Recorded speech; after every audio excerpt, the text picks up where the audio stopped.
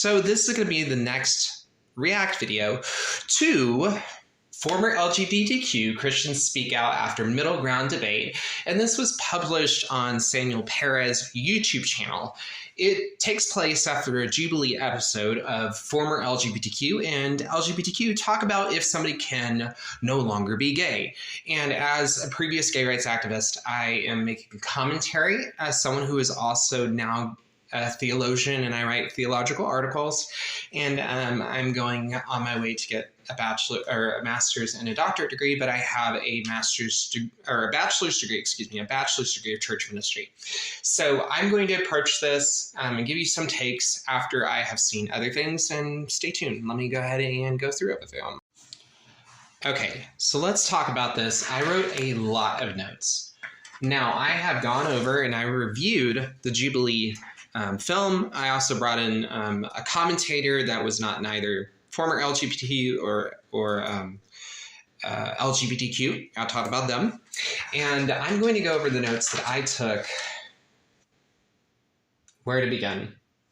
So again, the last part of the video, for an hour, I really want to stress that there is nothing but conversation about demonology, about Christian deliverance ministry. And there's a lack of detail about colleges, about theology, about humanism, liberalism, history, sociology, and general studies altogether. This is really just essentially a large video they did, which I would consider to be a church service. I don't necessarily think that their responses really were fair. I think that they did not give a lot of reasons, but they did give some. I'm going to try to be very kind, on some of the things that they did address. I do think, again, I'm going to try to be kind. I do think that they really talked about three different points: deliverance, doctrine, and demonology. What they did not cover is deductive reasoning. I don't think that they covered that at all.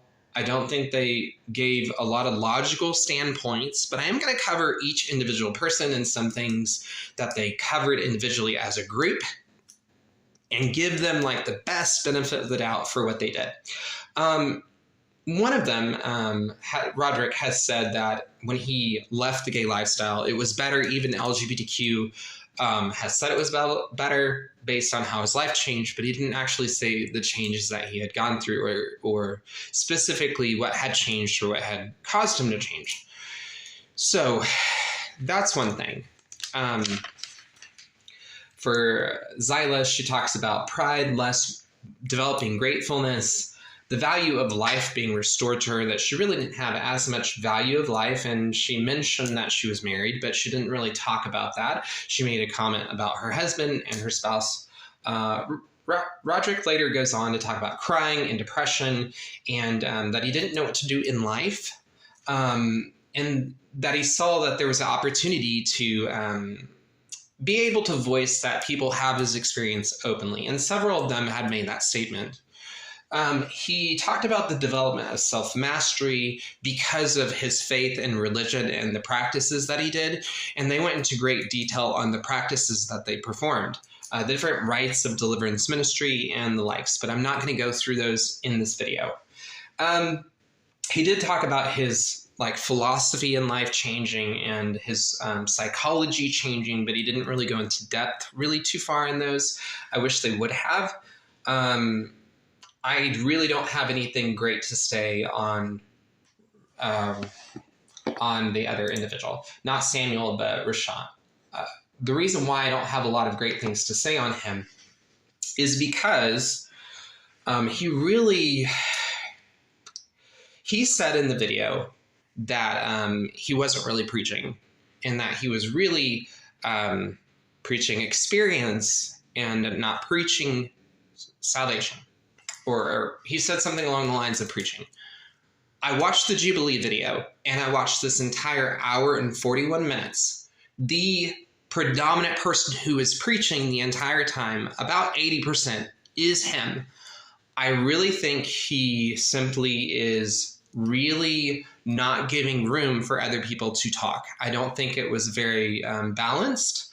I think he talks a lot about theology that is not necessarily agreeable. It's debatable amongst people who call homosexuality a sin from several denominations and backgrounds. And they really talk about convictions, but they don't really define what convictions are or how they develop or grow.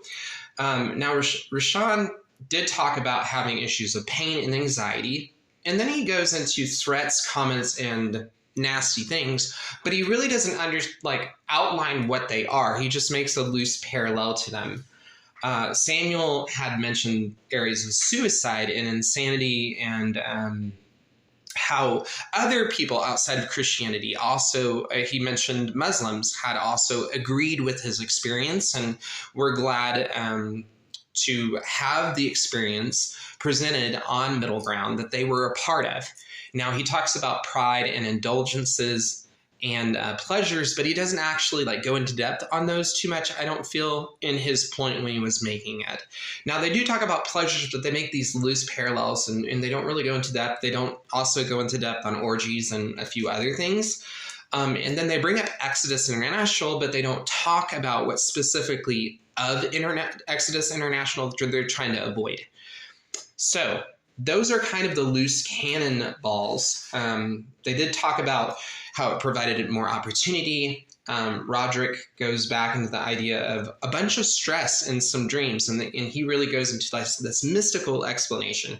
But maybe there's some aspect of the gay community that puts stress on people where it brings up post-traumatic stress or other things. I don't know that for him. I'm just making an observation, just responding and reacting to what I saw, to do a well-rounded thing in this. And so, to me, I don't feel like they really outlined how they responded to not being gay, or how they actually accomplished this. They really make a lot of parallels to a lot of scripture and a lot of things, but they really, I feel, they said that they wanted to be relevant. They gently touched on the idea of culture and sociology, but in my opinion, they used a lot of terminology and theology that I don't know if they are fully explaining or maybe understand themselves,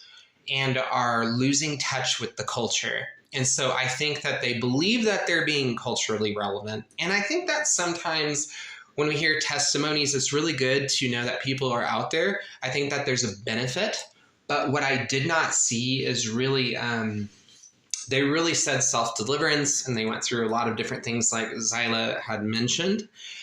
But I really just see them covering through, especially Rashad, covering through overgeneralizations. He talks about discipleship. He talks about demonology. He talks about how their story will touch people in their souls. But if we're talking about theology, you have to minister to the mind, to the soul, and the spirit.